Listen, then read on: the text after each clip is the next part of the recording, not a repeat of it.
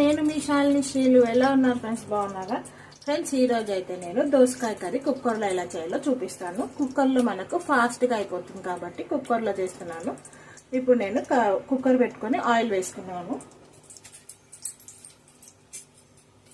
Oil మనకు కాస్త వేడెక్కాక ఒక ఉల్లిపాయని కట్ చేసుకొని వేసుకోవాలి.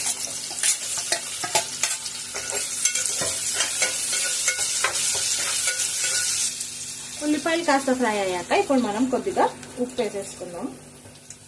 కర్రీకి సరిపడా ఉప్పు వేసేసుకొని కొద్దిగా అల్లం వెల్లుల్లి పేస్ట్. ఇప్పుడు ఇవన్నీ రెండు బాగా వేగే వరకు వేయించుకుందాం.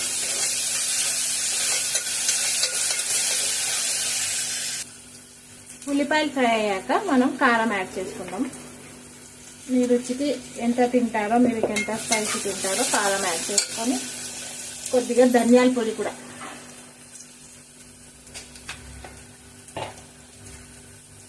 అలాగే మనం రెండు కట్ చేసుకున్న టమాటాలను కూడా యాడ్ చేసుకోవాలి.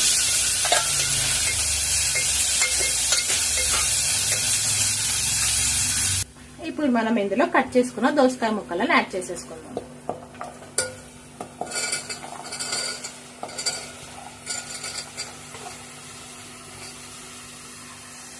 యాడ్ చేసుకున్నాక మొత్తం అంతా ఒకసారి కలుపుకొని కొద్దిగా వాటర్ వేసుకొని కుక్కర్ మూత పెట్టేసుకొని ఒక 3 విజిల్స్ పెట్టుకుంటే మనకు దోసకాయ కర్రీ రెడీ అయిపోతుంది. వాటర్ కొద్దిగానే వేసుకోవాలి, ఎందుకంటే దోసకాయలో కూడా వాటర్ ఉంటుంది కాబట్టి కొద్దిగా వాటర్ వేసేసుకుంటే సరిపోతుంది.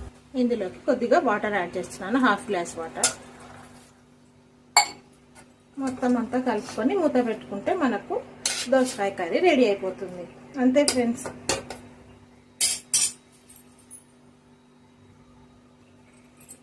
కుక్కర్ మూత పెట్టేసుకొని